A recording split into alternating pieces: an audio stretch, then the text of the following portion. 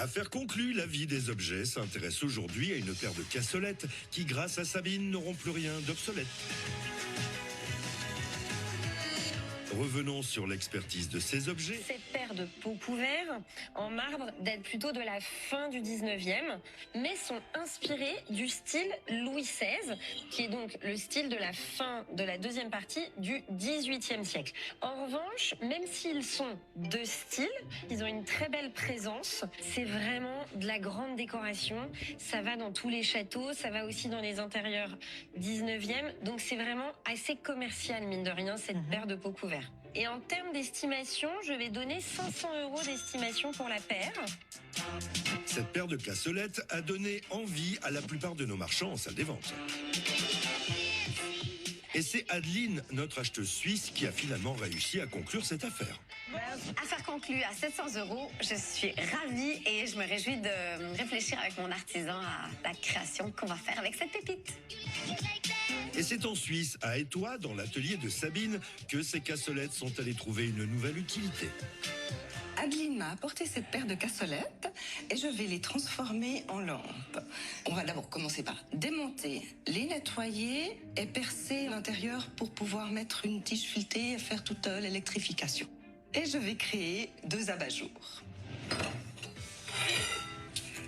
L'idée, en fait, du coup, c'est d'agrandir les trous pour pouvoir mettre la tige filetée qui est pour le fil électrique. Alors, je vais commencer par la pierre. J'utilise en fait une mèche spéciale diamantée et je le fais dans l'eau. Je fais ça dans l'eau pour protéger en fait les diamants de la mèche et c'est aussi pour protéger la pierre et pour pas que ça saute avec la chaleur.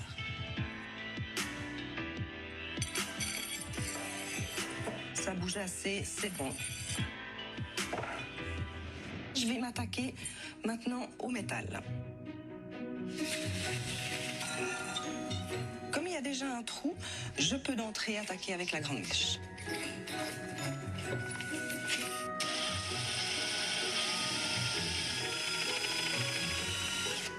Voilà, comme elle commence à chauffer cette pièce, je vais quand même mettre un peu d'huile pour continuer de percer. L'huile, ça permet en fait de préserver la mèche.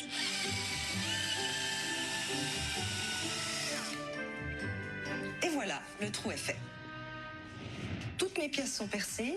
Maintenant, je vais passer au nettoyage. Tout ce qui est métal, je vais le faire au vinaigre blanc et puis la pierre à l'eau savonneuse. L'idée, c'est de les nettoyer, mais pas d'enlever en fait toute la patine et qu'elle soit trop clinquante. Ah, c'est un bel effet. Alors maintenant, on va faire le nettoyage en fait de la pierre avec de l'eau savonneuse. Ça va juste lui donner un petit coup de frais. Maintenant, on va mettre cette tige filetée creuse au milieu et on va remonter la cassolette. Je vais utiliser le bas de la douille pour serrer le tout. Maintenant que tout est bien fixé, je vais passer le câble de l'électrification. Je vais relier les câbles sur cette partie de la douille avec la terre. Maintenant, je retire le fil pour l'intégrer là-dedans. Et voilà. Maintenant que les pieds de lampe sont prêts, Sabine peut s'attaquer à la création de leurs abat-jours. Et pour que l'ensemble soit proportionné, elle doit réaliser des gabarits sur mesure.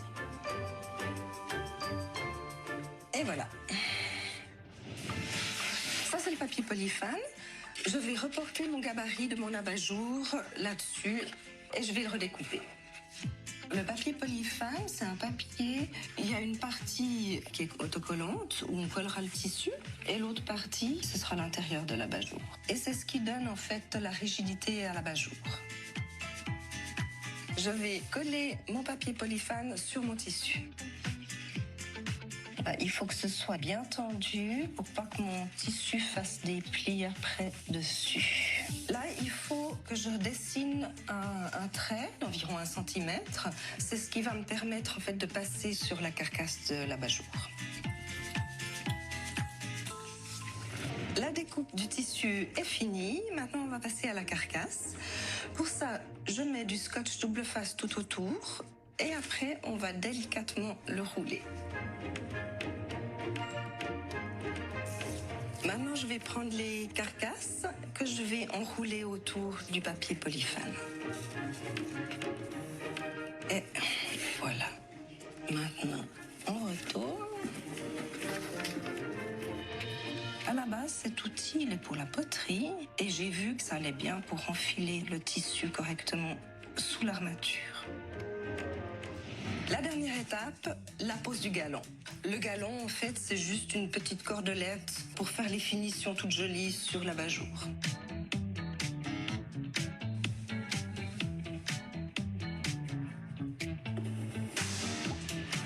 Mon abat-jour est fini. Il ne reste plus qu'à l'assembler sur la cassolette.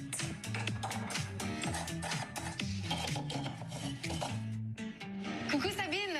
Coucou Adeline. C'est de toute beauté, c'est un petit bijou de féminité, c'est magnifique. Et je te montre allumé.